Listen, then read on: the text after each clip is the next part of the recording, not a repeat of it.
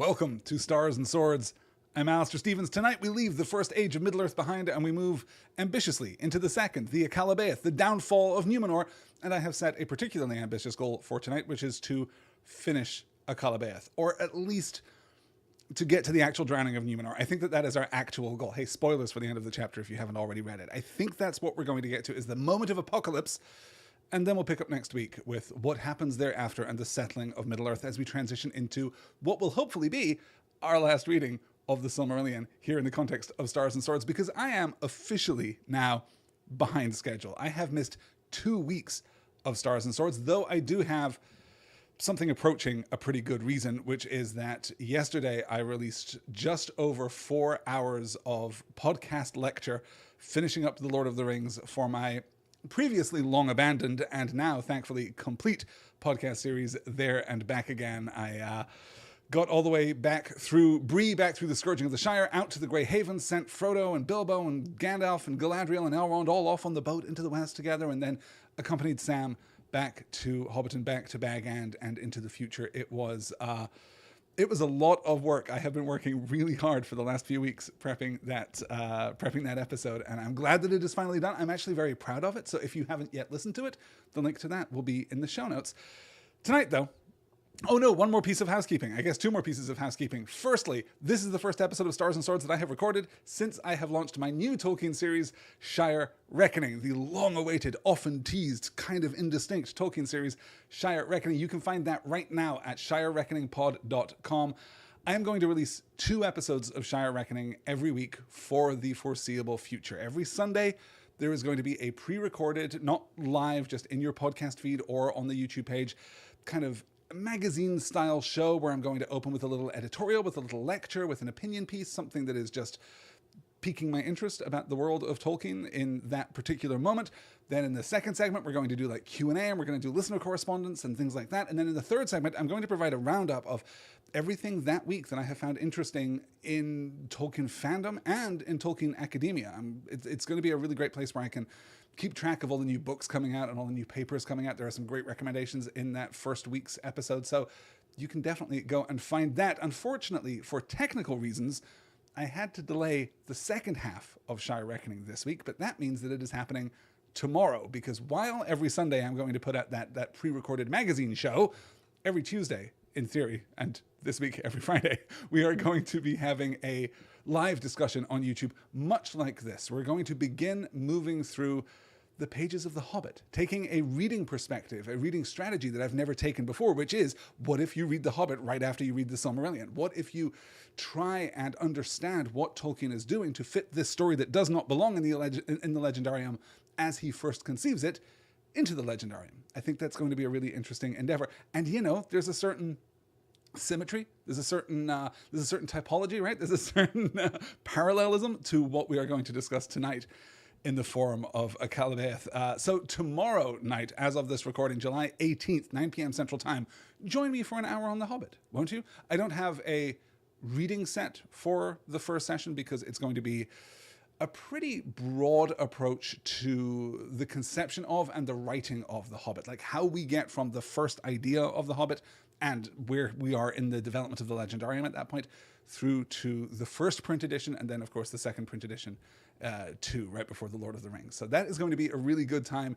The links to that are in all the usual places. And the last bit of housekeeping, I have some excellent recent questions and correspondence about the Silmarillion that I need to address, but most of it isn't time sensitive for the end of the Silmarillion. And as I say, I am now woefully behind schedule. So I'm going to carry all of that over to Shire Reckoning, where we will go through the stacks every week. So Andrea, Nick, Wayne, Travis, and Sarah, and anyone else who I have forgotten to get back to or forgotten to answer their question online so far, check out Shire Reckoning, shirereckoningpod.com. I promise to answer all of your questions, and this feels very shady. This feels like I'm tricking you guys into listening to this new podcast.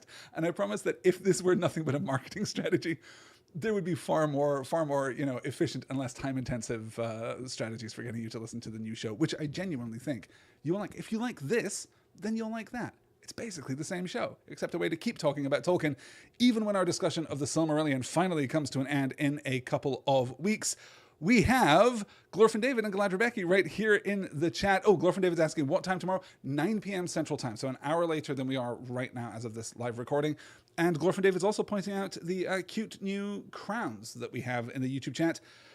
It's not of my doing. YouTube just can't leave well enough alone, I guess. I don't really know what they mean. I noticed them on Monday when I was doing a live show for the Patreon page, patreon.com/nextword. Every Monday, I do a live show in the company of the wonderful Elizabeth called Made It Through Monday, where we just talk about what we're watching and reading and enjoying about the world in that given week. And yeah, they popped up in the chat. So I don't know. I'm sure there's a file somewhere that I can look at. But as I mentioned, I've recorded 4 hours of podcasts already this week, and that was pretty time intensive. So let's get into it. Let's start talking about our journey through the Second Age. This is the only complete story that we have of the entire Second Age. There are fragments of tales, there are fragments of stories. We're going to circle back a little bit into the Second Age with our reading next week on the Rings of Power and the Third Age. Of course, the Rings of Power are commissioned, are artifacted in the Second Age, and obviously this is now a pretty ripe area. I almost said a prime area because I almost punned that inadvertently, and I don't want to do that. This is a ripe area for exploration if you are interested in developing the canon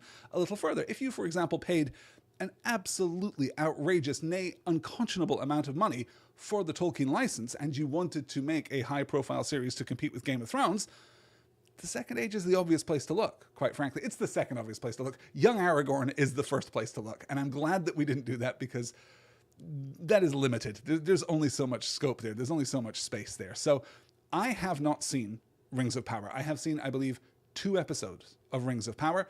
It's not that I am against it. It's not that I am objecting to it. I have certainly heard some controversies about it, but I haven't insulated myself completely.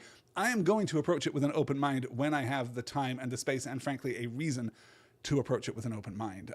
Certainly, it is a good-looking show. I like that young woman who plays Galadriel. That is basically... I have my real doubts about the inclusion of the hobbits in that story. That's basically like my first response to the Rings of Power. We are not going to be talking about that in the context of this session because, as I say, I haven't seen it. I will someday. That's going to be a Shire Reckoning episode, or probably series of episodes, honestly. Instead, we're going to focus on what we get from the book, which is challenging, honestly. Akallabêth is an Adonaic word. That is the language of Númenor itself. This is the language that becomes Westron. This becomes the kind of, if you're a D&D geek, this becomes the common of the world of Middle-earth, right? Everybody basically speaks Westron or some variant of Westron, and they all stem from Adonaic, the language that is developed here in Númenor. Akallabêth specifically means the downfallen. I'm going to switch out to slides here if I can make this happen with a certain grace and elegance, which I apparently can't. So I'm going to do it in an ungainly fashion instead. Here we are.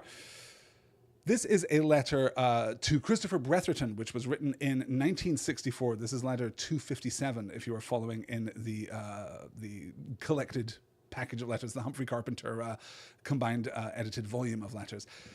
And in this, we get to explore a little bit of the history of what Professor Tolkien has in mind. Quote, "This legend or myth or dim memory of some ancient history has always troubled me.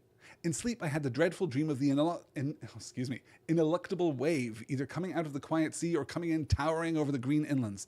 It still occurs occasionally, though now exorcised by writing about it. It always ends by surrender, and I awake gasping out of deep water. I used to draw it or write bad poems about it. When C.S. Lewis and I tossed up and he was to write on space travel and I on time travel, I began an abortive book of time travel, of which the end was to be the presence of my hero in the drowning of Atlantis. This was to be called Númenor, the land in the west. In my tale, we were about to come at last to Amandil and Elendil, leaders of the loyal party of Númenor, when it fell under the domination of Sauron. Elendil, elf friend, was the founder of the exiled kingdoms in Arnor and Gondor, but I found my real interest was only in the upper end, the Akallabêth, or Atalantë, downfall in Númenorian and Quenya. So I brought all the stuff I had written on the original unrelated legends of Númenor into relation with the main mythology." And I bring this up because this is absolutely crucial to our understanding of what Tolkien is doing in Akallabêth and what he is trying to do in Akallabêth. Tolkien's lost time travel book, which he references here, which is the product of a Well, the product first of a fundamental dissatisfaction with science fiction, and then with a bet with C.S. Lewis, right? He makes this pact with Lewis that Tolkien will write a time travel story, which was going to be called The Lost Road, and which he abandoned almost immediately, and Lewis was going to write a space travel story, out of which came Out of the Silent Planet, the first of the space trilogy, the Ransom trilogy, first published in 1938. I haven't read the space trilogy since I was old enough to really understand those books. I haven't read them since I was in my very early teens, I want to say, when I had like worked my way through what Narnia was available to me and I still wanted more, so I pivoted to the Ransom trilogy. So I need to go back and do those. Maybe we will cover those at Christmas time after we are done with the Narnia books. For those of you new to Stars and Swords, we started by covering The Lion, the Witch, and the Wardrobe. We previously covered Prince Caspian last year, and The Voyage of the Dawn Treader is coming up this December. The point is this: Tolkien had this troubled, since his childhood years, this troubled dream of a great wave, the sinking of the land. This is referred to in his letters as the Atlantis haunting. He learned later that his eldest son Michael also had the same dream, also recurring through his life. So though Tolkien had kind of labored with this, he didn't know that it was more common than he thought. That it has this I'm hesitating, right? Because that's a really cool story, right? The author dreams of a great wave that devours the land. In his 50s, determines that his son this whole time has been dreaming of the same wave. Like, that is the start of a Stephen King story. That is the start of a really interesting kind of blending of Jungian subconscious archetypal storytelling and this delicate, modern realist frame, this intangible thing, which is really interesting, but is of course not really what we're doing here. The idea here isn't that we are writing about Atalantea, that we are writing. Well, see, there I'm jumping the gun a little bit, aren't I? Because that's the thing. He's thinking about this dream. He's dreaming about this dream, and he wants to enfold this vision of a great wave swamping the land into his work. First of all, in the context of a different story, and then in the context of the Legendarium.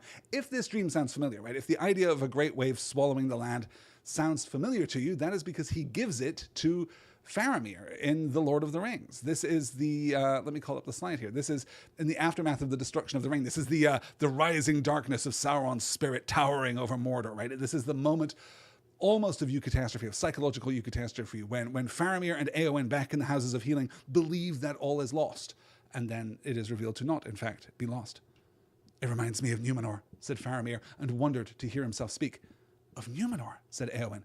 Yes, said Faramir, of the land of Westernesse that foundered, and of the great dark wave climbing over the green lands and above the hills and coming on, darkness unescapable. I often dream of it. Then you think that the darkness is coming, said Éowyn, darkness unescapable? And suddenly she drew close to him. No, said Faramir, looking into her face. It was but a picture in my mind. I do not know what is happening. The reason of my waking mind tells me that great evil is befallen and we stand at the end of days, but my heart says nay, and all my limbs are light, and a hope and joy are come to me that no reason can deny. Éowyn, white lady of Rohan, in this hour I do not believe that any darkness will endure. And he stooped and kissed her brow. Did I need to quote the end of that slide? No. Did I quote it anyway? Sure did. So, somewhat unusually for Tolkien, the reason that I'm framing this out so much is that with the story of Númenor, he is actively trying to situate his own dream into the mythology that he has already created, right? Or I guess, originally into the mythology of Atlantis, and then to take that entire mythology and situate that within the Legendarium that he has created. In a footnote to the text of the Bretherton letter, which I just put up, Tolkien notes that it is a coincidence that the Quenya translation of the word Akallabêth, fall, right? Atalantiae, later revised to Atalante, it's a coincidence that it should so resemble the word Atlantis. And maybe it is, but we can infer, at least from the shift from Atalantiae to Atalante, that he's maybe tweaking the language just a little to make the mythological resonance all the more powerful. There is still the thought in some corner of Tolkien's mind, even at that point, that this story that he is telling is the deep history of our own world, even if he's turned away from many of the specifics. I should acknowledge, I suppose, that a comprehensive history of the myth of Atlantis is beyond the scope of this podcast. If you're interested, I recommend an underappreciated gem in the LucasArts point-and-click adventure game canon, the early 90s game Indiana Jones and the Fate of Atlantis, which is not only a great game, it might honestly be the single best piece of Indiana Jones-related media out there, and you can buy it for like $5, and you can probably play it on your phone. If you cannot play it on your phone, I promise you can play it on any computer that exists today. I would play through it on a Twitch stream had I the time, and if I wasn't already thinking about playing through some other Tolkien-related games for Shire Reckoning. But it's really good. Indiana Jones and the Fate of Atlantis, 2 thumbs up. I say all of this to present the idea, to make the observation, I suppose, that the Akallabêth operates in a very different narrative mode than the Quenta Silmarillion. It's also, crucially, a much later addition to the stories of the Elder Days, because Tolkien doesn't even begin writing the first draft of The Fall of Númenor until the mid-1930s. He doesn't compose the Akallabêth, as we see it here, until 1948. So the Legendarium is already, well, fixed might be an exaggeration, right? But very well developed by the time that he has the first idea of incorporating The Fall of Númenor into it. It's a different kind of story. It's stemming from a different inspiration. It's manifesting in a different way. And it takes effort to fit the story of Númenor into the Legendarium as a whole. And it is, I will say, mostly successful. It's still pretty impressive what's been accomplished here.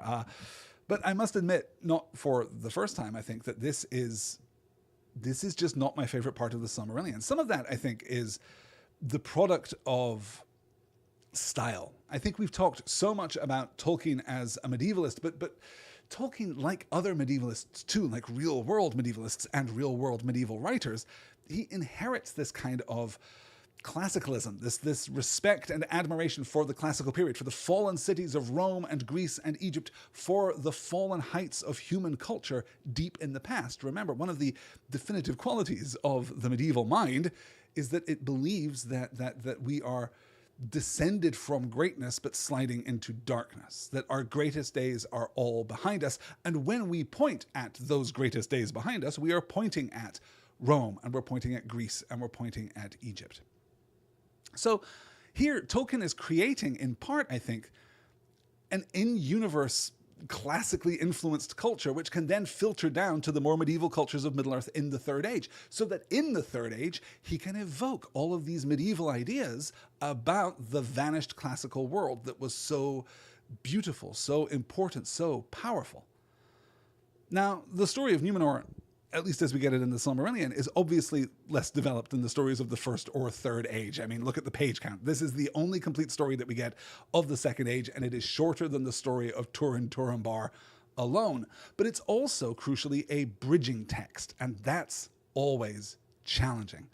In letter 180, dated in January 1956, Tolkien himself describes this story, the story of Númenor, as the missing link between the First Age and Third Age. And ultimately, yeah, part of my critical response, part of my aesthetic response to the Akallabêth is we sure did get from the War of Wrath to the Last Alliance, or almost to the Last Alliance. In fact, we're going to need a little bit of next week's chapter to get to the Last Alliance. And I don't want this to sound critical. I'm genuinely not critical. I think there is some dazzling writing in this part of the book. I think there are some really powerful ideas and some compelling movement of the plot, and perhaps the greatest set piece in all of Tolkien's Legendarium. But I mean, on the one hand, something has to be your least favorite, right? Like if you're willing to play that game, if you're willing to create a ranked list of all the things you like and put them in order, and as nerds, I think that we generally are inclined to play that game, something has to be last on that list, even if it is still, an A, maybe not an A+. Okay. Enough preamble, let us get into it. We are given at the beginning a quick recap of the War of Wrath and the end of the First Age, focused, of course, on the service of the Edain, the good men of the three houses to the Valar, and peripherally the service of the bad men, the corrupted men to Morgoth. So in the aftermath of the War of Wrath, men are pretty miserable in Middle-earth. It's a tough time. The Valar turn their back for a while they are dealing with Morgoth, and then they decide to make a new home for the faithful. But Manwë put forth Morgoth and shut him beyond the world and the void that is without, and he cannot himself return again into the world, present and visible while the lords of the West are still enthroned. Yet the seeds that he had planted still grew and sprouted, bearing evil fruit if any would tend them. For his will remained and guided his servants, moving them ever to thwart the will of the Valar and to destroy those that obeyed them. This the lords of the West knew full well. When therefore Morgoth had been thrust forth, they held counsel concerning the ages that should come after. The Eldar they summoned to return into the West, and those that hearkened to the summons dwelt in the Isle of Eressëa. And there is in that land a haven that is named Avallónë, for it is of all cities the nearest to Valinor, and the Tower of Avallónë is the first sight that the mariner beholds when at last he draws nigh to the undying lands over the leagues of the sea. To the fathers of men of the three faithful houses rich reward also was given. Eonwë came among them and taught them, and they were given wisdom and power and life more enduring than any others of mortal race have possessed. A land was made for the Edain to dwell in, neither part of Middle-earth nor of Valinor, for it was sundered from either by a wide sea, yet it was nearer to Valinor. It was raised by Osei out of the depths of the great water, and it was established by Aule and enriched by Yavanna, and the Elder brought thither flowers and fountains out of tall Eressëa.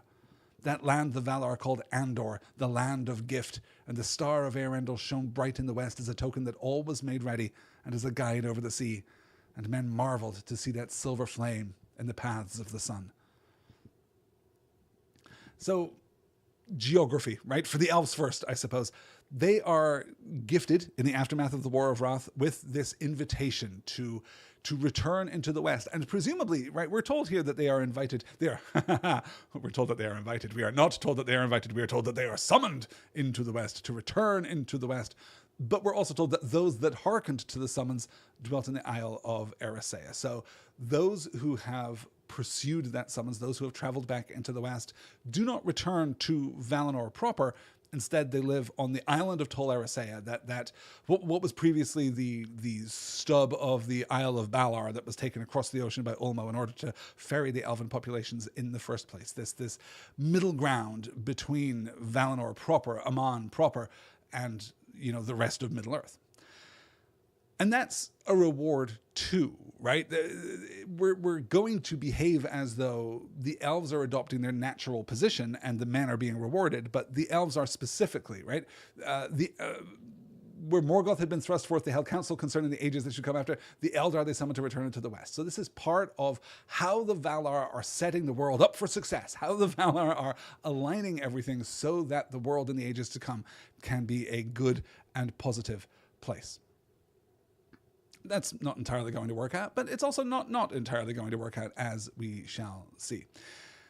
So the city of Avallónë is constructed on Tol Eressëa, and this is it is the westernmost city. It is the city closest to Valinor, but crucially, it is on the eastern side of Tol Eressëa because it is pointing back toward Númenor. It will be visible from the mountain in the midst of Númenor, as we'll see in a while. Yeah, good. The introduction of Avallónë, I suppose, is deliberately evocative of Avalon. This is another classic, I was going to say English myth. Of course, Atlantis is not a wholly English myth, but it has kind of been adopted by English culture by the time that Tolkien is writing a little bit. Avalon is the mythical island associated with King Arthur, of course. It is originally the place where Arthur gets Excalibur, and then much later, and in many more versions of the story, it is the place where he rests to heal his wounds. It's usually tied to the magical side of the Arthur story, oftentimes under the rule of Morgan, Arthur's sister. It is sometimes geographically connected to Glastonbury Tor, but it is representative in almost every version of Arthurian myth. Avalon is representative of fairy. It is representative of the other place. It is representative of a place beyond the veil. It is a magical place. Again, right, Arthuriana also, I guess, lies beyond the scope of this podcast, and I can't even recommend a good video game this time because I'm not sure that there has ever been a good video game made about the stories of King Arthur. Nothing jumps to mind. If you can think of one, drop it in the comments or let me know on social media, but nothing is springing to mind right now. Is there Sierra did a Conquest of Camelot game also back in the early 90s, right? Was that... I've never played it. I think I was never a big fan of the Sierra point-and-click adventures as much as I liked the LucasArts one. In any case, here we have the gathering of the Maiar to assist the heroes of the Edain, right? the descendants of the three great families that came into Beleriand and helped the elves and fought Morgoth through the long ages, through generation after generation, who accomplished such great things, who are, the three great houses of men. Well, now they are rewarded. The three faithful houses, as is listed here. Eonwë came among them and taught them. Eonwë, you'll remember, the herald of Manwë, more skilled at arms than any being in all of Arda. We're also reintroducing Ose here, the Maya of Ulmo, who is responsible for coasts and the inner seas, who is responsible, interestingly, for Tol Eressëa being in the Bay of Eldamar instead of whatever fate Ulmo had in mind for it. Ose is the one that roots Tol Eressëa in the Bay of Eldamar, right there, just a scant distance from Valinor, in order to give the Teleri who are currently on the island this experience of the sea, to still be near the coast, to still share their love of coastal waters.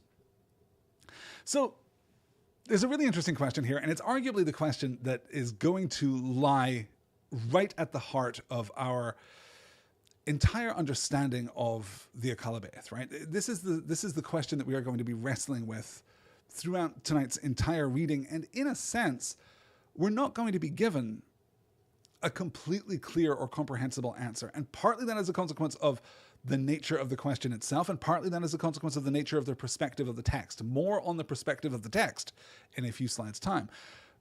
But the first thing that we have to question is, well, maybe not the intention of the Valar, right? It is pretty clear what their intention is, but certainly the wisdom of the Valar. Because we're going to be emphasizing the difference between the firstborn and the secondborn children of Ilúvatar, between elves and men, between the immortals who belong in this world, who are tied to this world, who are connected to this world, and the mortals who are not. This isn't our first time having this conversation. This isn't the first time that we've been to this particular philosophical rodeo, but we're really going to see the rubber of this question hit the road of attempted genocide in the course of this week's reading. Death, unlike in Tolkien's real-life Catholic faith, death within the Legendarium is not, and has never been, a punishment. It isn't a consequence of original sin. It is not a thing that happens because the world is flawed. It was always the idea. That was Ilúvatar's first step. That was Ilúvatar's first plan for the second children, for the followers of Arda. So death is not a punishment. It is a thing that should be welcomed. It's a thing that should be accepted. It is a thing that should be enfolded into a life fully lived, a life well lived. You should live, and then you should die, and you should see those things as being contiguous parts of a holistic experience of the world. This, too, is a gift. It is not a turn of the knife. It is not a twist of fate. It is part of the gift that you have been granted. You have been granted the gift of life and, crucially, the gift of death. That demarcates men within the world of Arda as being fundamentally special, as being fundamentally, better is so loaded, right? But as being other than the elves and the other beings of Arda, including the Valar and the Maiar both. But then the Valar, as a reward for the Edain, for their conduct, their aid in the defeat of Morgoth, they reward these upcoming Númenorians, right? These people who will become Númenorians in the very near future with wisdom and power and life more enduring. Because if a longer life is presented as a reward, then aren't you reframing the whole question of life and death and the arc of mortal existence? Aren't you putting your thumb on the scale of which part is better and which part ought to be appreciated and which part is the gift and which part is maybe not the gift? This is like raising a kid to believe that bedtime is this lovely, natural, cozy, comforting, welcome part of the day, that when your day is over and it is time for bed, that is a lovely experience. And then your kid gets a good report card and you reward them by letting them stay up another hour. With the best will in the world, you are emphasizing one part of that equation. You are emphasizing one side of that experience. The messages, they're mixed. I mean, they're not really mixed, right? Because it doesn't actually matter how much life the Valar grant the Númenorians. It doesn't matter how much more of a finite thing you have. You are never going to have an infinite thing, Finite and infinite are categorically different things. You can count and count and count, and you will never count to infinity, right? You can live and live and live, but you're never going to come to a place where you are technically immortal. You're just long-lived. You just haven't died yet. You haven't run out the clock. So you should be able to say to your kid, hey, good work. You get this extra reward. You get this extra hour of playtime, but then bed is going to be just as good and just as special, right? In theory, that should be possible. In practice, when you treat one part of an experience as a reward, then you tend to value that thing. The recipient of that gift will inevitably tend to value that thing as being special, being admirable, being the place wherein their focus should lie, right? At the very least, the Valar are saying, okay, here is power, here is wealth, here is the gift of a great place to live. We're going to make you taller, as we find out in the subsequent slide. And also you get to live for longer. Now, all of these things are gifts, but obviously living for longer, asterisk, death is still really good and important, and you shouldn't start to devalue that. The question is, the reason that I bring all this up is that it really anticipates the question, did the Valar mess this up? What is it that we're seeing here? Do we see, well, I was going to ask, do we see an insufficient wisdom from the men of Númenor? And of course the answer is yes, right? We do see an insufficient wisdom. But is that insufficient wisdom incited into action and rebellion and greed and insecurity by this gift of the Valar? And the answer is that we don't know. It's a conversation that people have been having since the Silmarillion came out, right? It's a conversation that people are still continuing to have. People will always talk about whether Fëanor was good or bad. Well, people will talk about whether Fëanor was misunderstood or bad. People will talk about whether or not Fingolfin is really the greatest High King who ever lived. We're going to talk forever about whether the Valar are perfect or not. And for what it's worth, I think that we get the strongest textual evidence that the Valar are not perfect, that the Valar are in fact making a mistake right here, a well-intentioned mistake, but a mistake nonetheless. I think we get pretty clear and unambiguous textual evidence that that is the case, and we'll get there before the end of tonight's reading. So let's get into Númenor proper. I just realized that my slide wasn't up, so I'll show you my slide instead. There we go. Then the Edain set sail upon the deep waters, following the star. And the Valar laid a peace upon the sea for many days, and sent sunlight and a sailing wind, so that the waters glittered before the eyes of the Edain like rippling glass, and the foam flew like snow before the stems of their ships. But so bright was Rothinzil that even at morning men could see it glimmering in the west, and in the cloudless night it shone alone, for no other star could stand beside it. And setting their course toward it, the Edain came at last over leagues of sea, and saw afar the land that was prepared for them, Andor, the land of gift, shimmering in a golden haze.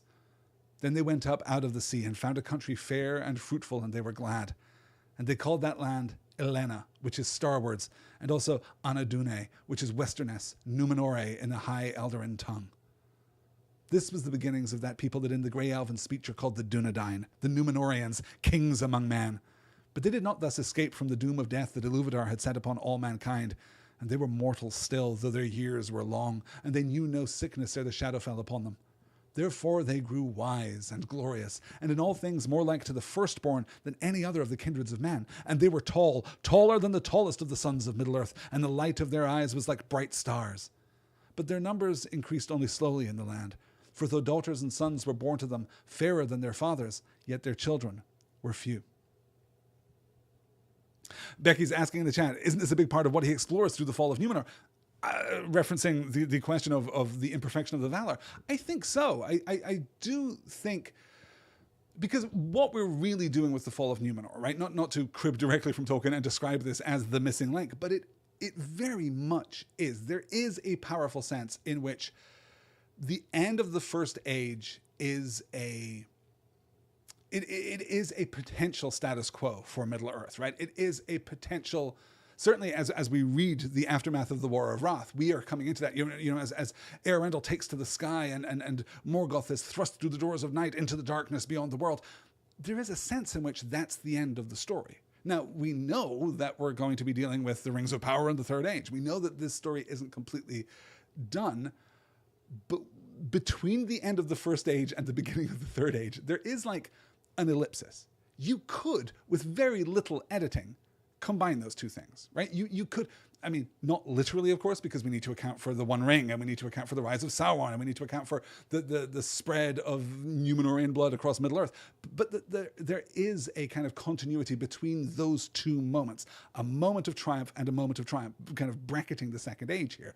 So we can lead this somewhat simplistically, and the story of Númenor fits that space while allowing for the powerful kind of intervention of Ilúvatar and the reconstruction of the world. So again, right, it is a missing link. It is just a connecting piece. It is a bridging text, as I described it, right, between these two states of being.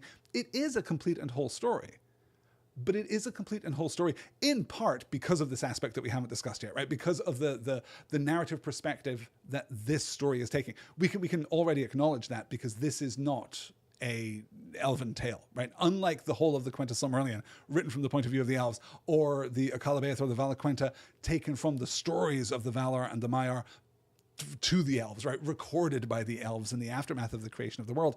This is a story about men, written by men. Well, we're going to see that play out very directly as we move forward, yeah.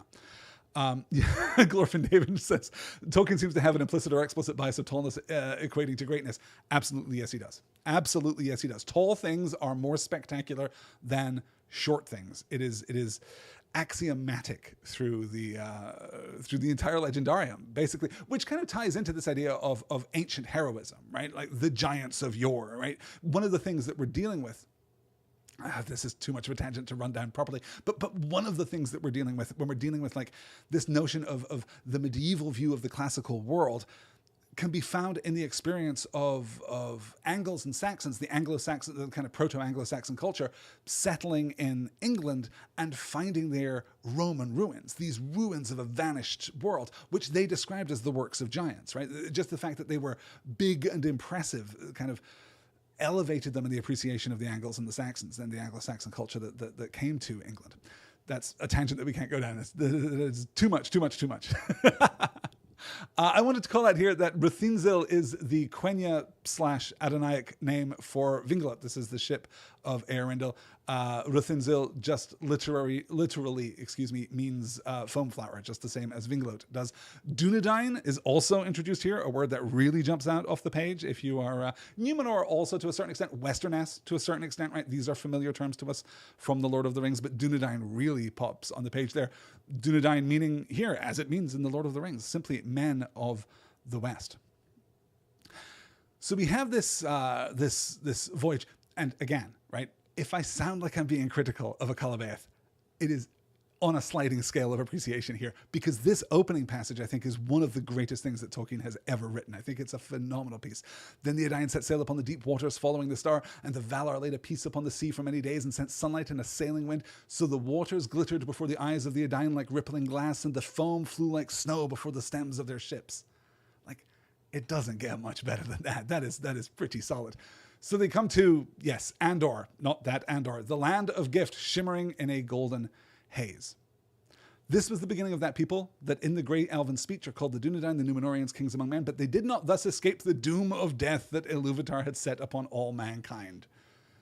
I mean, no one said that they would, but here we're already getting the friction of the gift that has been given and the way in which that gift has been received. Remember, doom does not mean a terrible fate to be avoided, as it so often means colloquially here in 2025. It means the judgment, the wise decision, right? The doom of death that Ilúvatar had set upon all mankind, the judgment. Like, this is, again, the gift. This is the decision that has been made by God.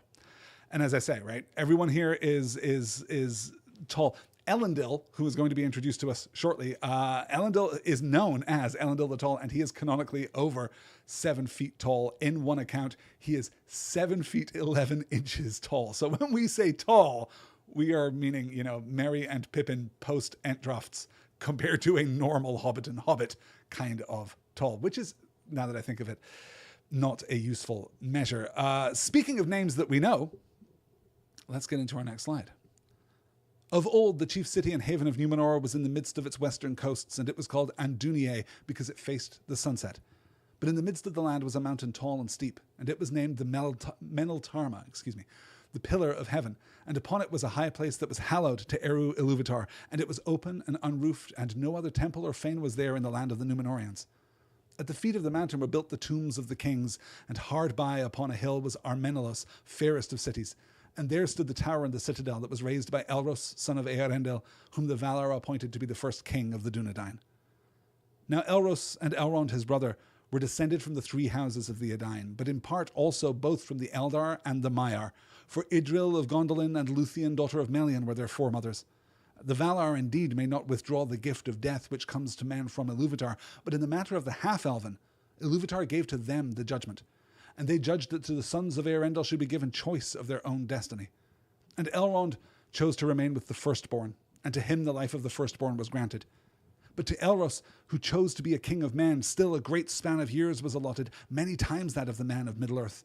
And all his line, the kings and lords of the royal house, had long life even according to the measure of the Númenóreans.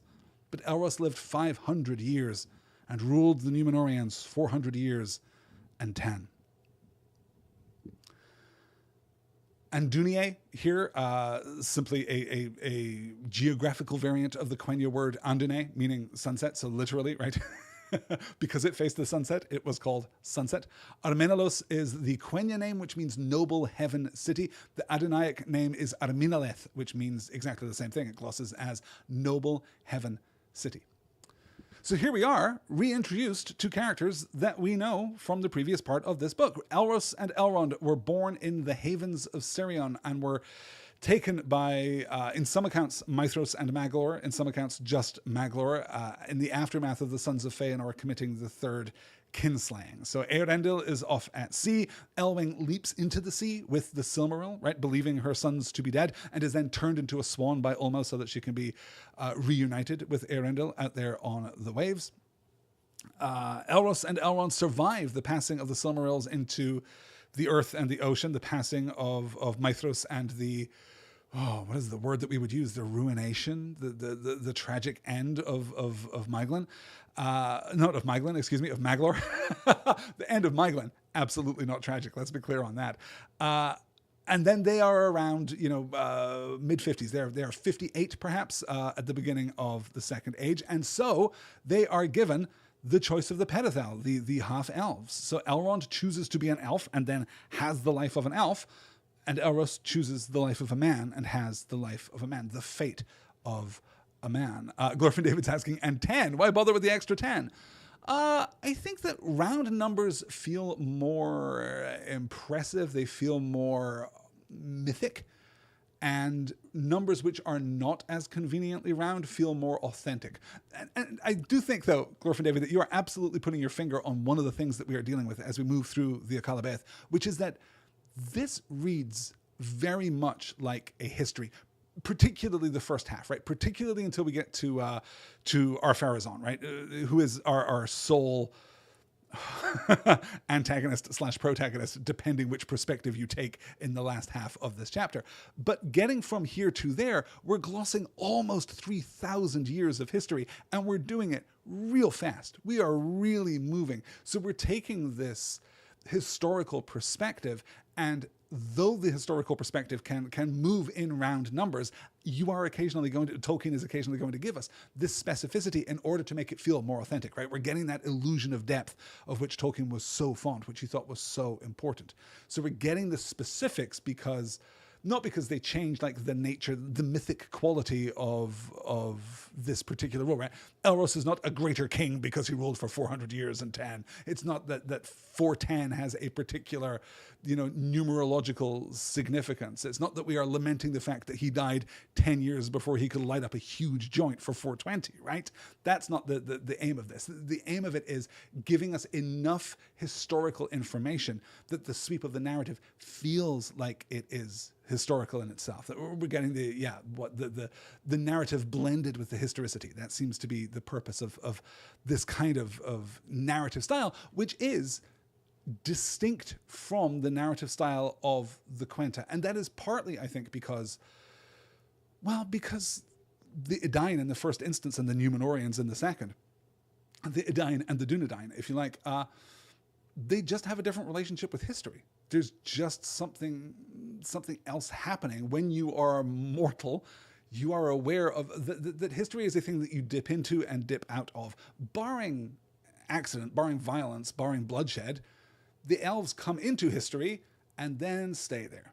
And we don't need the same kind of recording in elven traditions, in elven communities, in elven culture as we need in the culture of men, because the elves are still there. Maybe there is an oral tradition. Well, we know that there's some kind of oral tradition, right? Because we know that the elves sing songs of the elder days. We know that they have all of the lays of Beleriand that record in much more detail the events that are given to us of, Gondolin and Beren and Luthien and Turin Turambar, right? We know that longer versions of those stories exist, and they exist in song form because there is an oral tradition, right? There is something less tangible among the elves, but that's not going to last among the men. We need something that is more specific, more delineated, more textual, I suppose, more documentary, certainly.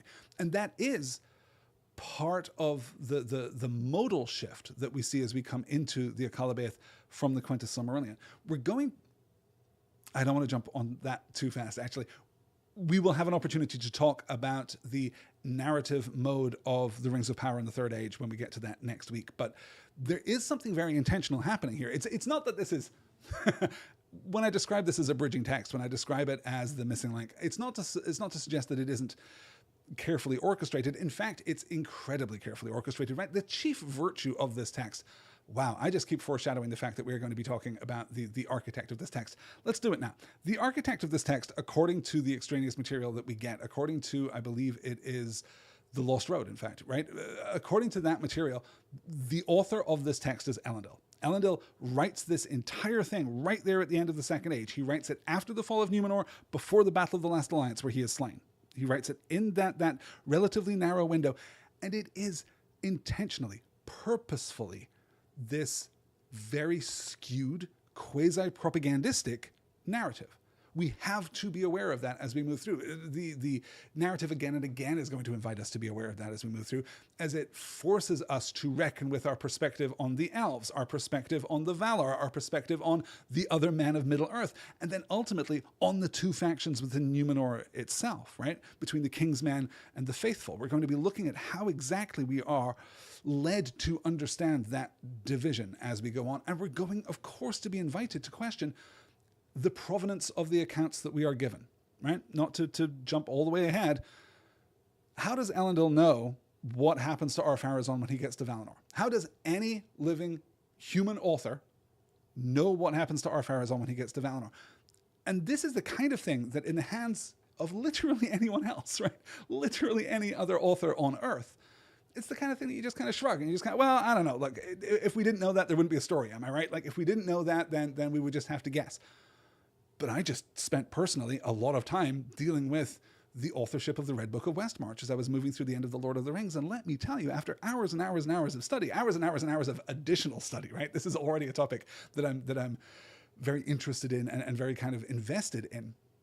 And after hours of additional study, I'm going to tell you, Tolkien is painstaking about it. He is so careful and deft and sly in the way that he writes texts that are attributable to a particular author. There's a great moment near the end of The Return of the King where he slips in the narrative voice and refers for the first and only time, unambiguously in the entire book, the narrative voice refers to Mr. Frodo.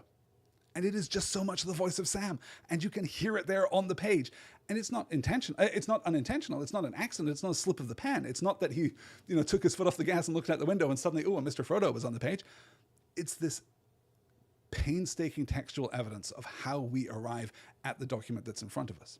That's so much a part of his medievalist training and his medievalist passion too, right? That texts exist in phenomenological time. They unambiguously and inevitably exist in phenomenological time. And when copies are taken, you can trace the copies. You can trace the changes. You can trace those things which remain the same. You can trace back to an original author, not maybe an original author in the sense of you have an identity of the person who wrote it, but like the author function as Foucault would have it, right?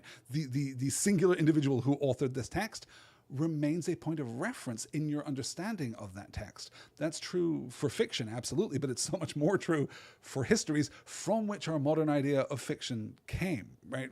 Kind of simultaneously, if I'm being fair, from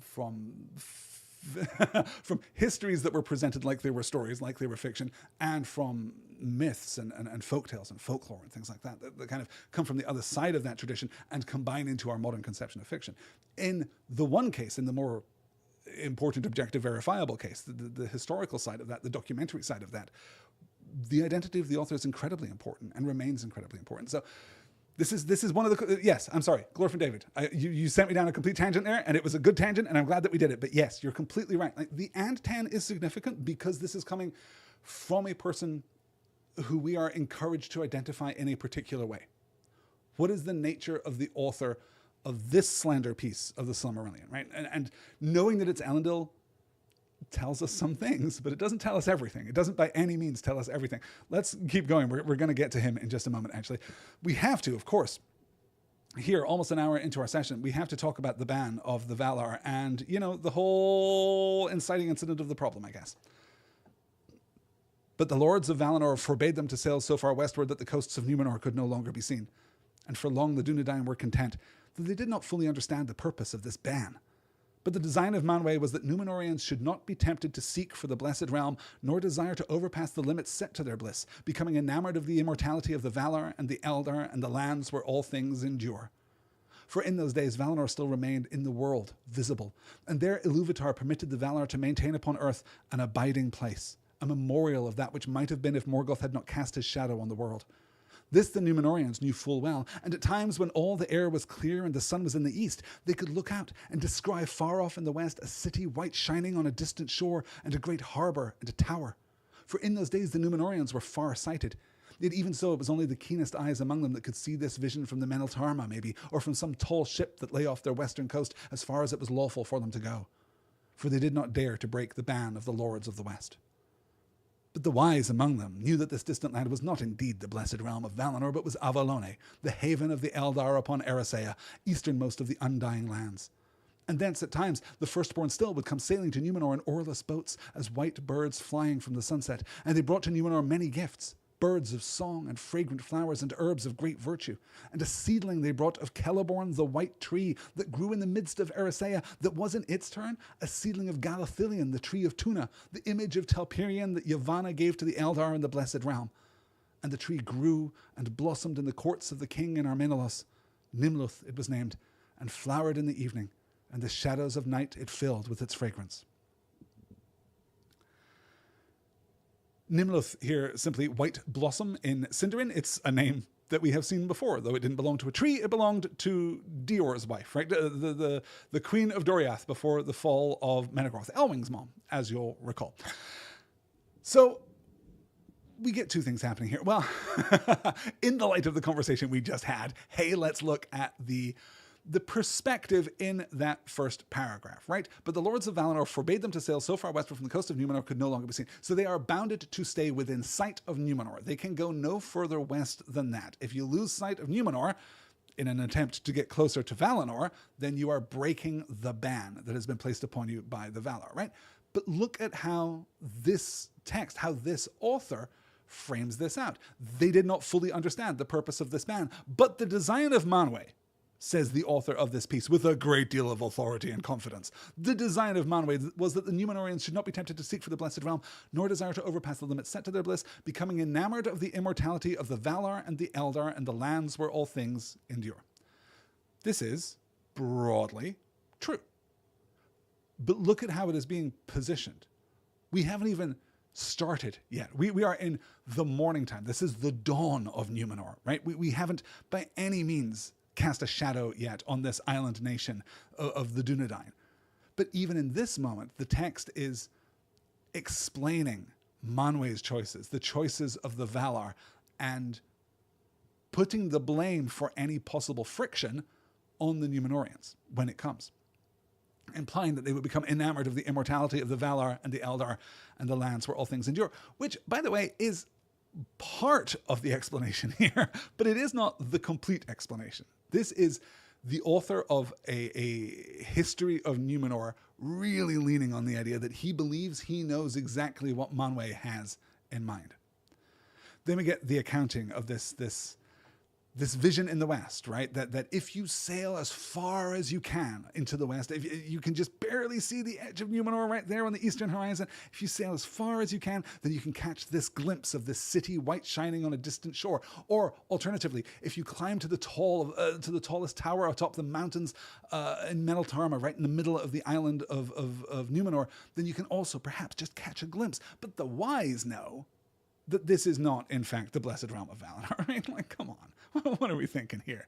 That this is Tirion upon Tuna that you can see? No, this is Avallónë. This is the haven of the Eldar upon Erisea. It's easternmost of the Undying Lands. Like, is it a part of the blessed realm? Well, no, it's kind of this halfway house. It's kind of this, 1 foot in each world kind of existence. And it's from there that the firstborn would come sailing to Númenor in oarless boats, white birds flying from the sunset, right? The swan boats have returned here.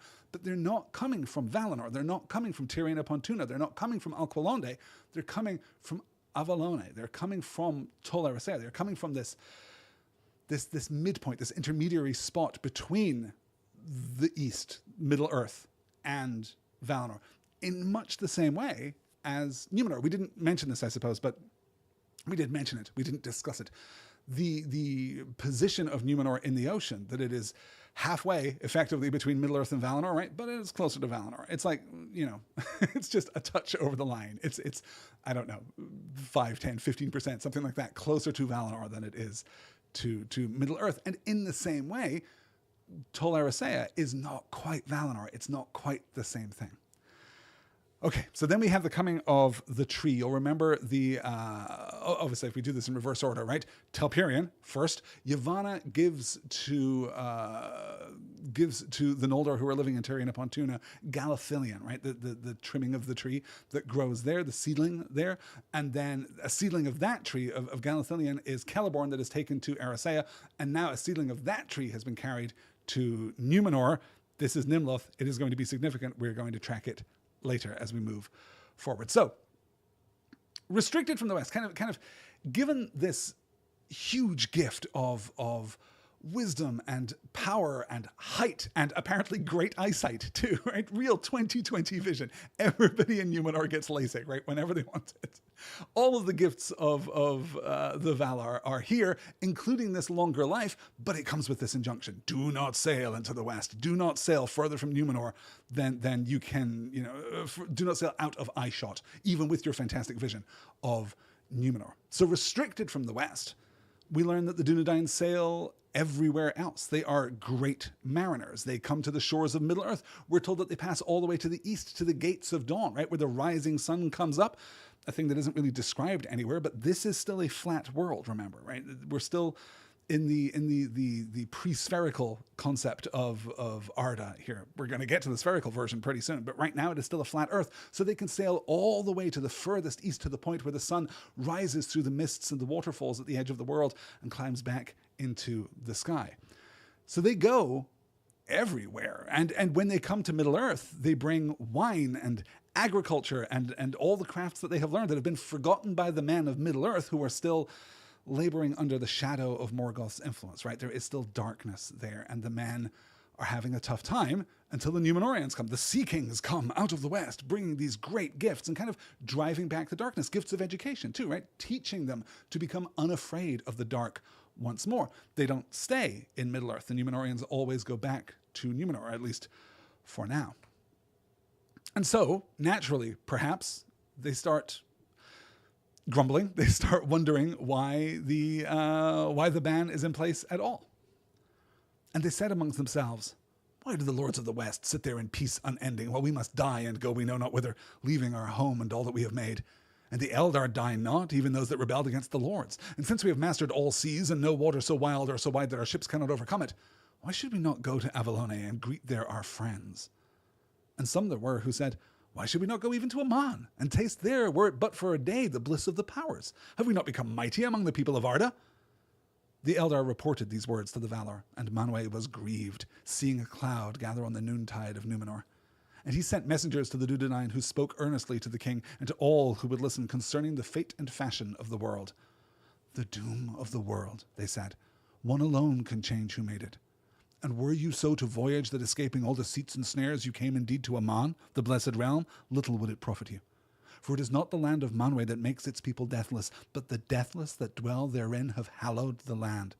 And there you would but wither and grow weary the sooner, as moths in a light too strong and steadfast. Which seems, per our understanding, to be correct. This is kind of what happens to Luthien, right? When she takes to wearing the Silmaril, it consumes her. Being too close in mortal form to the Blessed Realm, well, it's not to say that it's bad. It's not to say that the experience isn't welcome or, I don't know, maybe even pleasant, right? You are certainly blissed out the whole time. That seems to be the case. But it burns you out. You are consumed. And this is an interesting contrast to the absolute certainty of the author in the previous slide saying, well, we can't go to Valinor because Manwë doesn't want us to get jealous of the immortality of the elder children of Ilúvatar. Yeah, okay, possibly. But there is also like a very real physical reason for not going to Valinor. If you go to Valinor, you will be consumed by the power and the beauty of the Blessed Realm. It will simply be too much for you. And that seems to be a pretty compelling argument. Right? We can understand, I think, why. Okay, the part here that I'm skipping over, I suppose, is perhaps the most obvious part. There is a strand of criticism out there oriented around Akallabêth that simply asserts that we've seen this before and that we will see it again, and that actually this is just a parable about the dangers of pride. Like, take what you get and don't get upset. Like just stay in your lane, stay in your groove, stay where you're supposed to stay. If you become prideful and start thinking that you deserve everything, then bad things will happen. That's a story that we've seen before, right? It's kind of the story of the Silmarillion in like a very real sense. And I don't think that that is entirely fair criticism of the Akallabêth. I think that what's happening here is more subtle, and certainly we're seeing it at a scale that we've never seen it before. But in some ways, it is compatible. We are certainly beginning here with these same roots of pride. This belief that we are special. Have we not become mighty among the people of Arda? Ask the folks of Númenor. And I mean, yes, they have become, in fact, the mightiest of the folks of Arda outside of the Blessed Realm. There's really not that many people out there. And we're going to start getting these, very Tolkienian superlatives as we move through the story of Númenor. We're going to be able to mark the point at which they become the fiercest force. We're going to be able to mark the point at which Ar-Pharazôn becomes the greatest tyrant outside of Morgoth, right? They are superpowers, right? They are a superpower. Númenor is a global superpower at this point. Let's keep going and get into, I suppose, the practice of this this debate, because we have the long debate between the messengers and the Númenorians. I've skipped over almost all of this, exploring a lot of the stuff because we have talked about a lot of it before, about pride and about primarily about the role of elves and the role of men, right? We're kind of getting it from a different perspective, but because the author of this text is in a pro-Valar position, what we end up getting functionally is a reiteration of a lot of the arguments that we've already had about the fate of man back through the Quinta Silmarillion. So I've skipped over much of that. We are then introduced to Tar Kiriatan. I'm not sure how we're pronouncing that. I didn't look up the pronunciation of that one, which is weird. Tar Kiriatan, the shipbuilder, and Tar Atalantë, his son. Atalantë becomes the first of the Númenorian kings to cling to life. He is the first one who takes this gift of life and sees it as something inherently valuable, and so seeks to prolong it. He denies his throne to his son in his son's best and strongest years, and he begins to fear death, actively fear it. Not just love the long life, but now fight back against the specter of death. And this is also the point where we begin to see political division, right? This is the point where we see the King's Man on one side, this loyalist faction, and the Elendili, the faithful who are still loyal to the king, but also think that the messengers of Manwë might have a point. And thus we get the end of the bliss of Westernesse. Thus the bliss of Westernesse became diminished, but still its might and splendor increased. For the kings and their people had not yet abandoned wisdom, and if they loved the Valar no longer, at least they still feared them. They did not dare openly to break the ban or to sail beyond the limits that had been appointed. Eastwards still they steered their tall ships. But the fear of death grew ever darker upon them, and they delayed it by all means that they could. And they began to build great houses for their dead, while their wise men labored unceasingly to discover, if they might, the secret of recalling life, or at the least of the prolonging of men's days. Yet they achieved only the art of preserving incorrupt the dead flesh of man, and they filled all the land with silent tombs in which they thought of death was, in which the thought of death was enshrined in the darkness. But those that lived turned the more eagerly to pleasure and revelry, desiring ever more goods and more riches, and after the days of Tar and Calamon, the offering of the first fruits to Eru was neglected, and men went seldom any more to the hallow upon the heights of Meneltarma in the midst of the land. Thus it came to pass in that time that the Númenóreans first made great settlements upon the west shores of the ancient lands, for their own land seemed to them shrunken, and they had no rest or content therein, and they desired now wealth and dominion in Middle-earth, since the west was denied.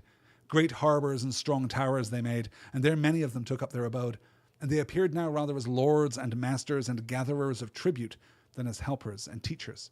And the great ships of the Númenóreans were borne east on the winds, and returned ever laden, and the power and majesty of their kings were increased, and they drank, and they feasted, and they clad themselves in silver and gold. We didn't talk back when it was introduced about the first and only explicit religious space, let's say, framing this as tentatively as possibly we can, the first and only temple, effectively, in the entire legendarium, right? We atop Meneltarma, we have this temple to Eru where first are offered the fruits of each season, and it's at this point that practice stops, just to show how far we have fallen, right? If they loved the Valar no longer, at least they still feared them. Well, now they're not giving fruit to God. They're not engaging in the kind of ritualistic aspects of worship. And partly this is, I think, recognizing in the first instance how favored and close to the will of Ilúvatar the men of Númenor are, right? Initially, real early in the history of Númenor. And so we can contrast that with how far they have fallen now. But it's at this point that the classicalism of Tolkien's desire here really starts coming out on the page, that we are really leaning into our understanding of the great civilizations of our own real world classical period. As I said, the Romans, the Greeks, the Egyptians, those are the three big heavy hitters, particularly as Tolkien is coming up through school, right? That's what we are being taught about the classical world, that this was the height of civilization and that everything since has been a descent from that. So we have this idea of embalming the dead, of preserving against the decay of flesh. We're enshrining them in silent tombs, right? We're filling those tombs with treasure, as we'll get accounts of later. These golden tombs in which the great and the good of Númenor are enshrined, and simultaneously, we're also getting the decline and fall, right? We're also getting the slip into excess. But those that live turned the more eagerly to pleasure and revelry, desiring ever more goods and more riches. How are we fueling this? Well, we're fueling this, of course, with imperialism, where once we went to Middle-earth to teach and to lift the burden of our fellow man, well, now we're going and we're building our homes, we're building our great towers, we're building our great stone harbors, and we're taking tribute. We are ruling as lords. We are emptying Middle-earth of all that it has of value in order to further increase the richness of Númenor, which was already a blessed land, was already a reward that was intended. We're slipping further and further away from the intention of the Valar, and by extension the intention of Ilúvatar too. I should note here, I haven't noted it before, that the tar prefix that we're getting here, for as long as the High Kings of Númenor are taking their names in Quenya, right, as a way of keeping the language of the Eldar of Valinor alive, right? You'll remember that Quenya is outlawed in Beleriand and replaced with Sindar. Well, now the Númenóreans are the through line for Quenya that will lead that language. I was going to say kicking and screaming, but at least somewhat alive into the Third Age too. So for as long as the kings of Númenor take their names from Quenya, they will use this tar prefix, which simply means high. Meanwhile, we are told Sauron is rising in Middle-earth, and he is And he's building the Tower of Barad-dûr, right? In Mordor, he's forging the One Ring. He's battling with the elves in Eriador, and we're not paying attention to it. We will get a little bit of that next week, but for now, we're really going to focus on the decline and fall. More on the timeline, I think, in just a moment. Let's do this first. Yet Sauron was ever guileful, and it is said that among those whom he ensnared with the Nine Rings, 3 were great lords of Númenorian race. And when the Ulairi arose, Ulairi, probably, right? And when the Ulairi arose, that were the ring wraiths, his servants, and the strength of his terror and mastery over men had grown exceedingly great, he began to assail the strong places of the Númenorians upon the shores of the sea. In those days the shadow grew deeper upon Númenor, and the lives of the kings of the house of Elros waned because of their rebellion, and they hardened their hearts the more against the Valar. And the 20th king took the scepter of his fathers, and he ascended the throne in the name of Adunachor, Lord of the West, forsaking the elven tongues and forbidding their use in his hearing. Yet in the scroll of kings the name Númen was inscribed in the high elven speech because of ancient custom, which the kings feared to break utterly, lest evil befall. Now this title seemed to the faithful overproud, being the title of the Valar, and their hearts were sorely tried between their loyalty to the house of Elros and their reverence of the appointed powers. But worse was yet to come. For Ar-Gimilzor, the 23rd king, was the greatest enemy of the faithful. In his day the White Tree was untended and began to decline, and he forbade utterly the use of the elven tongues and punished those that welcomed the ships of Erisea that still came secretly to the west shores of the land. I'll pull out here Ularii. This is a word, partly I'm unsure of the pronunciation because the divination of this word is unclear. It is clearly a word that refers to the ringwraiths, to the Nazgul, right? It seems to be Quenya, but we don't ever get a translation for it. I know that the scholar Michael Martinez suggests that it might mean those of unnatural shadow, which I like, and I credit to him, but it is a very oddly constructed word by our understanding of Quenya. So let's do the timeline here. The first of the Edain reached Númenor in the year 32 of the Second Age. Elros then becomes king. Like 1,000 years pass, and then Sauron begins building Barad-dûr. In the year 1600, the One Ring is forged, with the 9 and the 5 and the 3 already out there in the world. Adunachor, as we see here, which that name literally meaning Lord of the West, right? That's why the faithful are upset, because that name is kind of a name that's usually attributed to Manwë. The Lords of the West are the Valar, at least, and if there is a singular Lord of the West, then it is Manwë.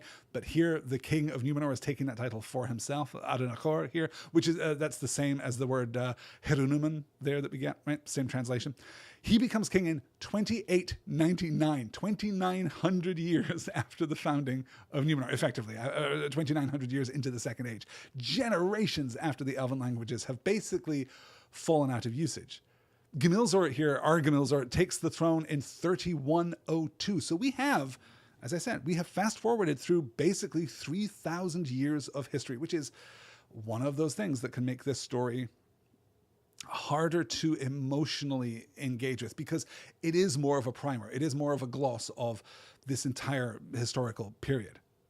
And that extends, as I said, to the first half of the reading. We are about to decelerate into a somewhat more grounded part of the story, but this is the highest order pass over the events of the Second Age, and there are so many stories happening out there simultaneously in the world. The founding of Lothlorien, and the founding of Rivendell, and the duplicity of Anatar, and the war in Eregion, the crafting of the rings, as I say. So much is happening out there. At this point, the Elendili, the faithful, the friends of the elves, are forcibly relocated from the west of Númenor to the east. They are physically transplanted so that they cannot now look out west to Avallónë, to the light of Tol Eressëa.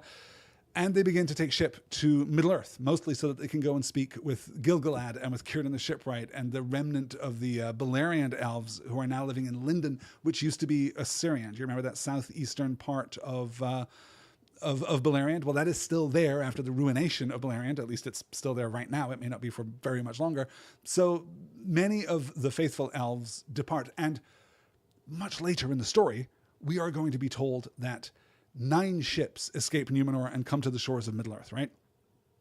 And that from them spring all of the Númenorian descendants, right? The kingdom of Arnor, the kingdom of Gondor, right? Everything that is great and good, all the entire line of the Dunedain, that all of this springs from the remnant of Númenor. And we have to understand that the remnant of Númenor does not consist of those dudes aboard those 9 ships, because for generations we are going to be sending the faithful, the quote-unquote good Númenorians, the Valar sympathetic Númenorians, to the shores of Middle-earth, to live there permanently, right? To found their cities, to found their kingdoms, to really start living their life out there. Sometimes in the company of the elves of Beleriand there too. Glad Rebecca's saying, I never caught this before, but it's interesting how in the Númenorians' desire to undo or forestall death, they become obsessed with death and seemingly forget to really live. Galadriel Becky. Beautiful observation. I think you are absolutely right. They are... Okay, so I think you're right in 2 different ways. Symmetrically correct. Glad Rebecca, good job. Because on the one hand, yes, they are denying the gift of Iluvatar that is death, the part of their mortal existence that is death, and in denying one part of it, they are led to deny all of it, right? It becomes, their life becomes a battle, a struggle. It does not become a place, a time of peace, of comfort, of satisfaction, of contentment, right? We talked very early about contentment being robbed here.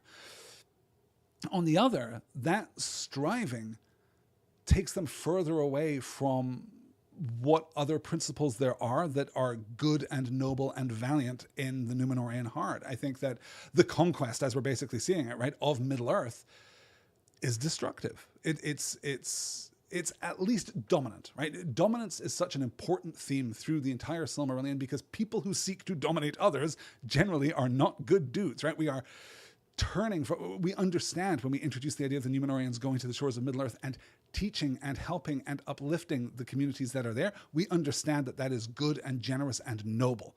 When they go back for tribute and taxation to exploit these spaces, we understand that that is bad. Our desire to escape death hardens us, right? We get that exact line yeah, it's on the slide. In fact, I'd forgotten that I still had a slide up. The slide is right here. In those days, the shadow grew deeper upon Númenor, and the lives of the kings of the house of Elros waned because of their rebellion, and they hardened their hearts the more against the Valar. Because they are rebelling, because they are living this dissonant life, the gift of the Valar is fading and their lifespans are shortening. They are living less and less because they are so obsessed with living more and more, and thus they are hardening their hearts still further. And as we see throughout the Legendarium, hardening your heart is not a thing that you can do with objective specificity, right? You are not hardening your heart against one thing. You harden your heart against all things. It enables you to become ever more ruthless. As we see here with the repositioning, the displacement, the forced relocation of the faithful community here on Númenor away from the western side to the eastern. Yeah, Glorfin David saying the obsession with prolonging life to the obsession with prolonging life to the result of only learning to preserve dead flesh reminds me of Frankenstein. Yes, I mean a compatible thought for sure, right? I don't think that Tolkien is thinking of it in quite the well, I don't know. I think that's interesting. That's compatible, certainly, right? That Victorian era, natural scientist kind of, natural philosopher kind of approach to the scientific frontier, certainly, yes, but also we're definitely echoing, right, the burial rites. How many times have we talked about the fact that there are no concrete burial rites in the Silmarillion, right? We just don't have anything to go on. They are rare, they are few and far between, and when they are pictured at all, they are very significant. And now we have the most complicated burial rites that we've ever seen, which does, I think you're completely right, indicate a society that has become a little bit in love with death, or obsessed with death. Let's put it that way, right? Let's not invite comparisons to Thanos the Mad Titan here. So we're relocating our faithful population out of Númenor, which only tightens the grip of the loyalists, the King's Men. And then, when there is all but open civil war, the current king Tar Palantir dies, and his nephew Pharazôn forcibly marries his cousin Miriel, an evil twice over, as the narrative notes. And so in the year 3255 of the Second Age, he takes the throne as our Pharazôn, the 25th and final king of Númenor. And this is the point at which we zoom in closer to the ground. We still don't get very close to the ground. It's still quite a sweeping story, but we're now going to have characters with names who take actions and have interiority, right? Quote, "The mightiest and proudest was Ar-Pharazôn the Golden of all those that had wielded the scepter of the Sea Kings since the foundation of Númenor. And 24 kings and queens had ruled the Númenorians before, and slept now in their deep tombs under the mount of Mendeltarma, lying upon beds of gold. And sitting upon his carven throne in the city of Armenelos, in the glory of his power, he brooded darkly, thinking of war. For he had learned in Middle-earth of the strength of the realm of Sauron and his hatred of Westernesse. And now there came to him the masters of ships and captains returning out of the east, and they reported that Sauron was putting forth his might, since Ar-Pharazôn had gone back from Middle-earth, and he was pressing down upon the cities by the coasts, and he had taken now the title of King of Men, and declared his purpose to drive the Númenorians into the sea, and destroy even Númenor, if that might be. Great was the anger of Ar-Pharazôn at these tidings, and as he pondered long in secret, his heart was filled with the desire of power unbounded, and the sole dominion of his will. And he determined, without counsel of the Valar or the aid of any wisdom but his own, that the title of King of Man he would himself claim, and he would compel Sauron to become his vassal and his servant. For in his pride he deemed that no king should ever arise so mighty as to vie with the heir of Eärendil. Therefore he began in that time to smithy great hoard of weapons, and many ships of war he built and stored them with his arms. And when all was made ready, he himself set sail with his host into the east." Say it with me now. People who don't take counsel are bad people. Remember Fëanor, right? Remember going back to Fëanor? Few ever changed his courses by counsel, none by force. Well, here we have Ar-Pharazôn brooding on his carven throne in the city of Armenelos, hearing these rumors of Sauron's power first, and then the fact that in this retreat, in the consolidation of his power in Númenor, he has abandoned Númenorian holdings on the coasts of Middle-earth, and that Sauron is now taking those holdings. He is now taking over, declaring his purpose to drive the Númenorians into the sea and destroy even Númenor, if that might be. And such is the pride of Ar-Pharazôn, such is the power of Ar-Pharazôn, that he resolves instead to build a great fleet to go into Middle-earth and to force the obedience of Sauron. Not to destroy Sauron, not to punish or to drive back Sauron, but to compel him to become his vassal and his servant. And I think that even if you haven't read the rest of this book, you probably know how this desire for dominance is going to play out. You probably know that this is not a thing that good people think very often. He wants the title King of Men, and in part he wants it because Sauron has claimed it for himself. And here we are too, kind of underscoring the idea, right, that if you have a weapon, you will eventually find a target. It is one of the things that makes weapons so dangerous. One of the things that makes standing armies so dangerous. If you have a means of applying force and violence in the world, eventually, something's going to start looking like a target. You will find a use for that weapon over time. It is why the bearing of these weapons, the maintenance of these weapons are inherently dangerous, right? The idea of forestalling assault because you have, for example, a large standing army or a large stockpile of world-ending weapons, there is a deterrent effect, perhaps up to a point, but the curse of that, the danger of that, is that over time, that itchy trigger finger is going to tell you that more and more things are appropriate targets.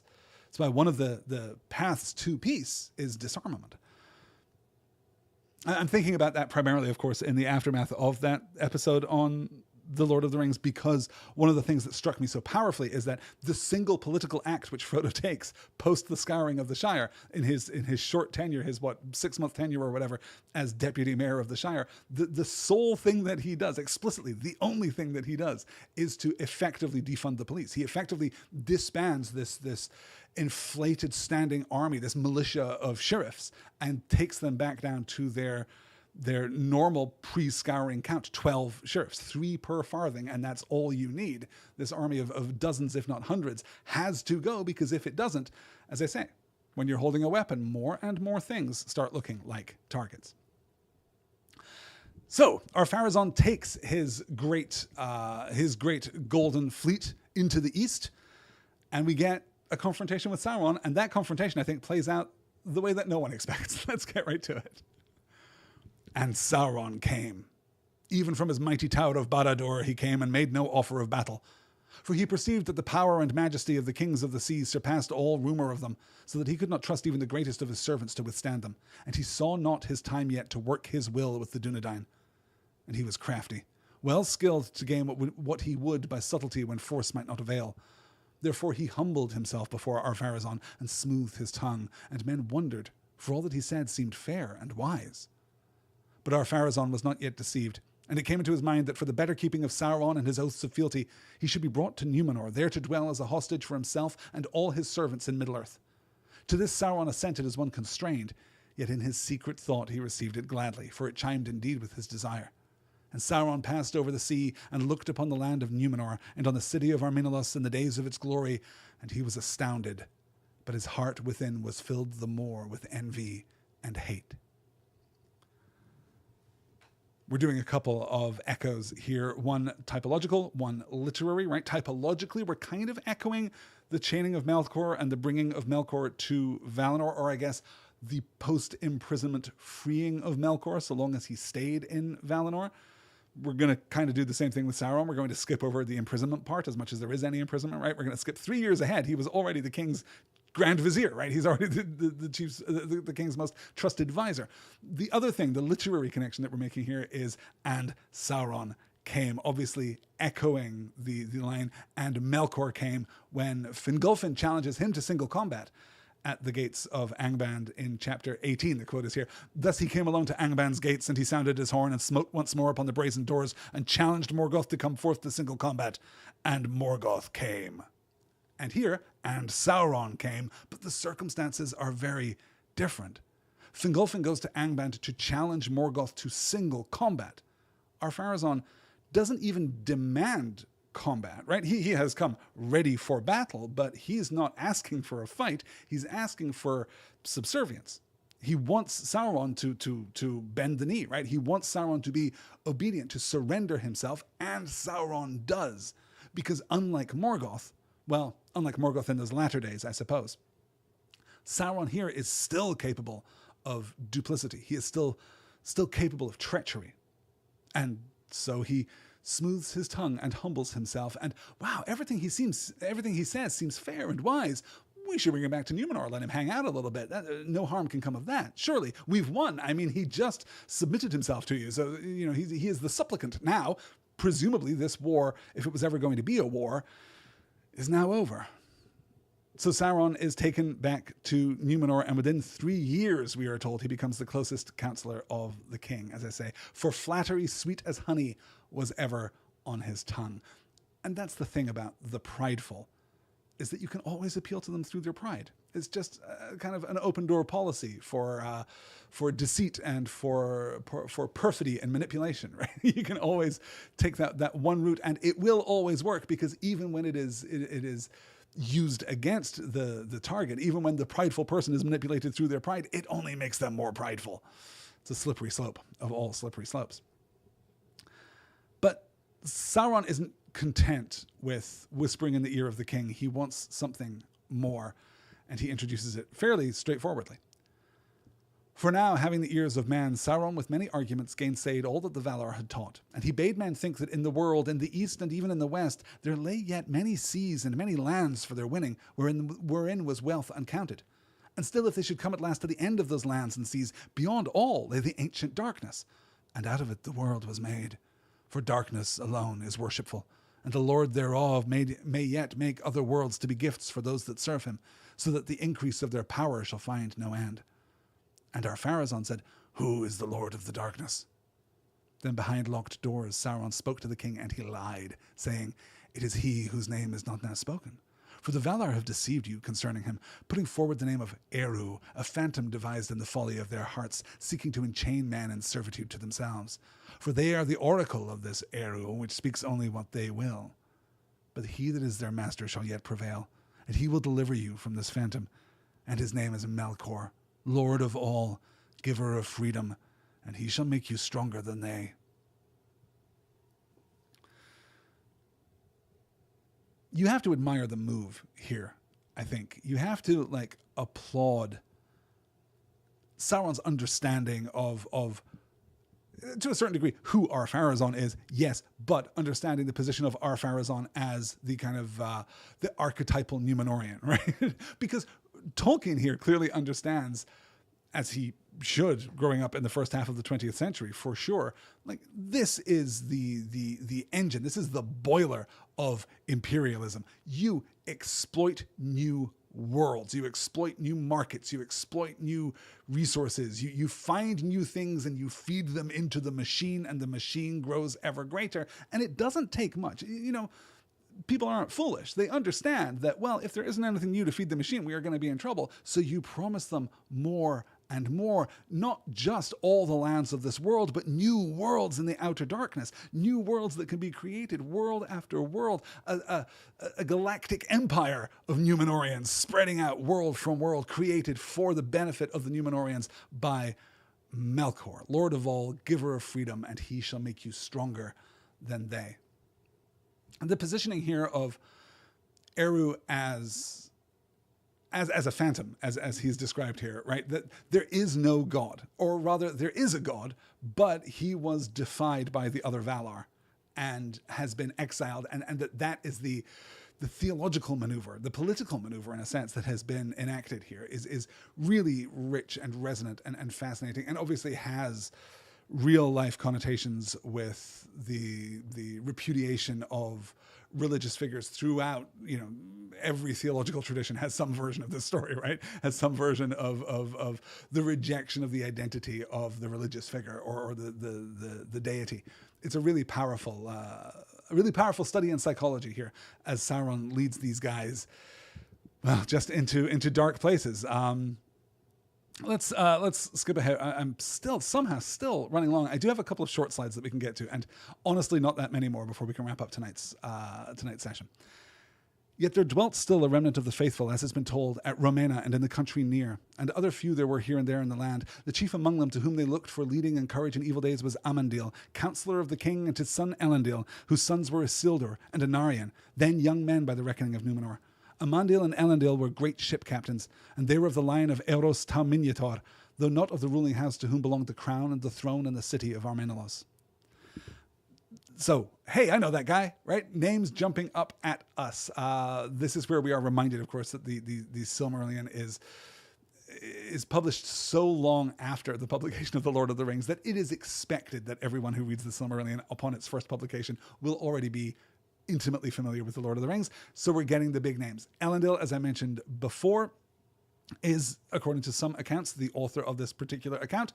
And I don't know, man, I got good feelings about that Isildur guy. I'm sure we'll spend some more time with him. I should note here, we get this great beat about Isildur and Anarion, then young men by the reckoning of Númenor, right? Isildur is 54, Anarion 44. Elendil right now is only 146 years old. And the other effect of this, I suppose, since we've been emphasizing the expanded but declining lifespans of the Númenorians, is that we are being told without being told that this story is coming to an end, because if you recognize the name Isildur, if you recognize the name Elendil, you know why, you know what's coming. You know that it's not going to be that long before they are all caught up in the Battle of the Last Alliance and the final confrontation with Sauron. And there's no specter of that. There's no glimmer of that on the horizon right now. So we know that events are going to start unfolding very, very quickly. I haven't parsed.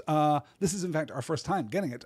Tar Miniatur is the name that Elros takes as king. Tar, high, Miniatur, first king. Unfortunately, it does not mean that he has the head of a bull here. It just means high first king of Númenor here.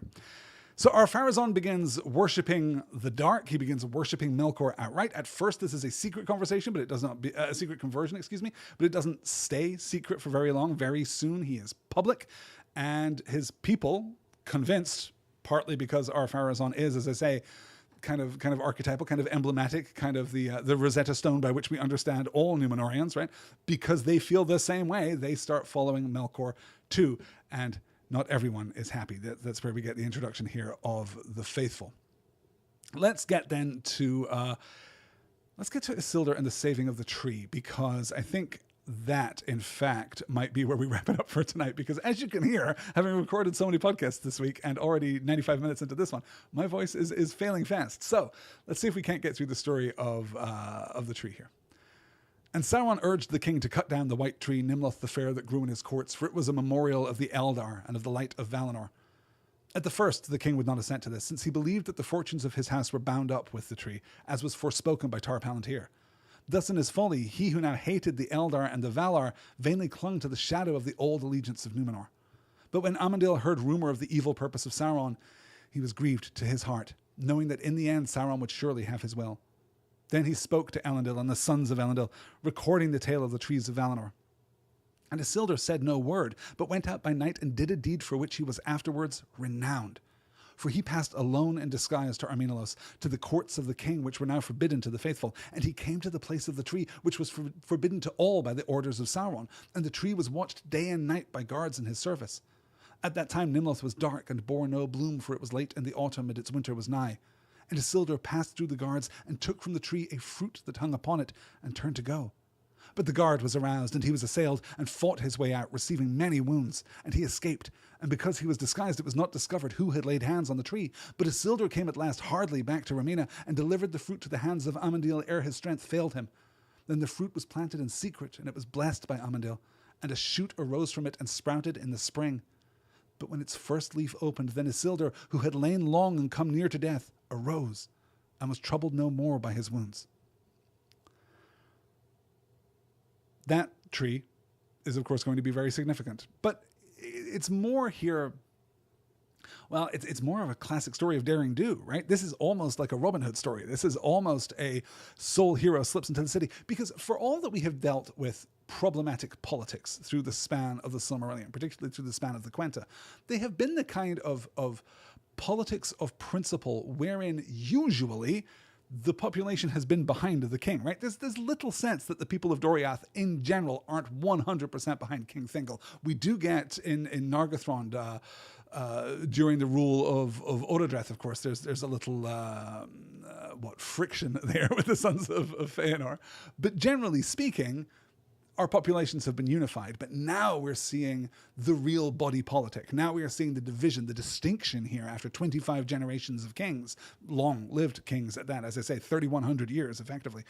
After all of this time, we're seeing a corrupt institution in the form of the throne of Númenor, in the form of the personhood of the High King, manifested all the more powerfully, manifested all the more familiarly, honestly, by the presence here of Sauron as this courtier, this vizier right here next to the king. Let's do one more, in fact, because I do want to, yeah.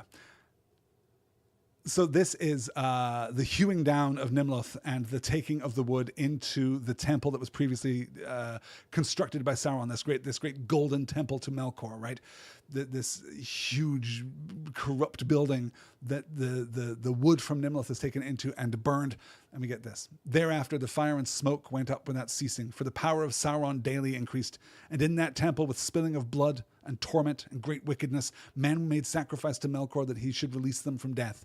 And most often from among the faithful they chose their victims, yet never openly on the charge that they would not worship Melkor, the giver of freedom. Rather it was case sought against them that they hated the king and were his rebels, or that they plotted against their kin, devising lies and poisons.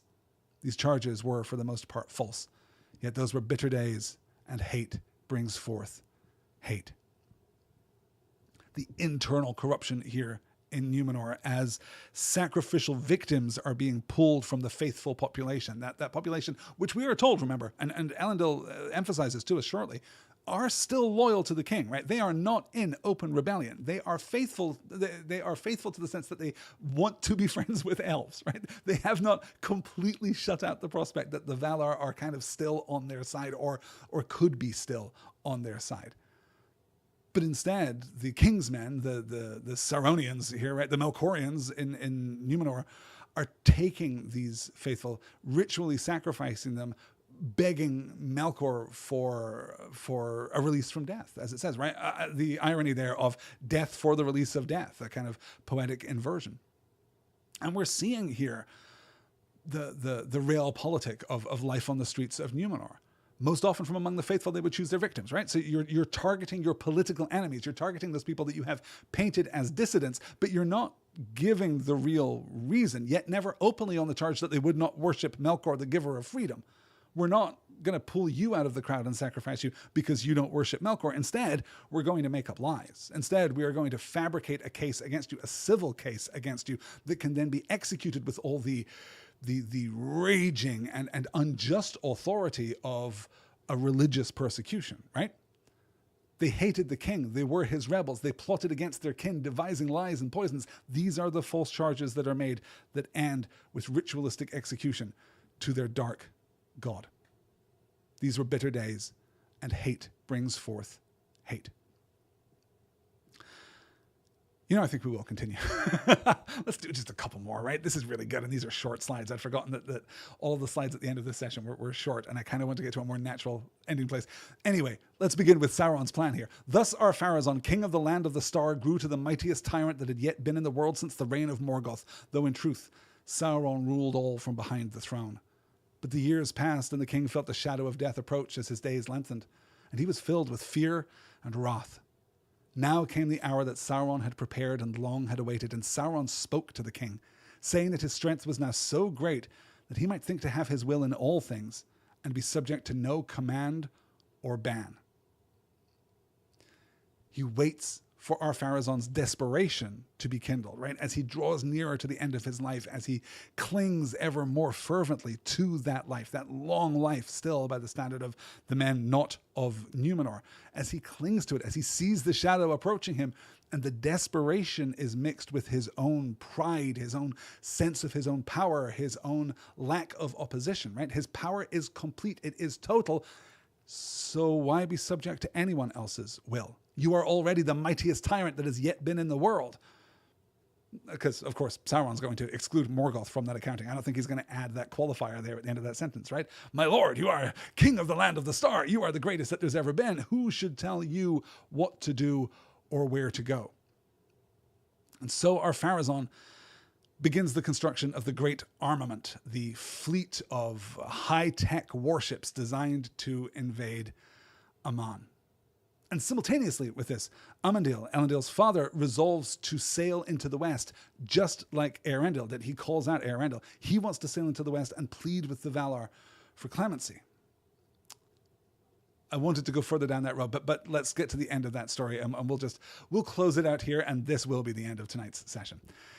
It is said that Amandil set sail in a small ship at night and steered first eastward, and then went about and passed into the west.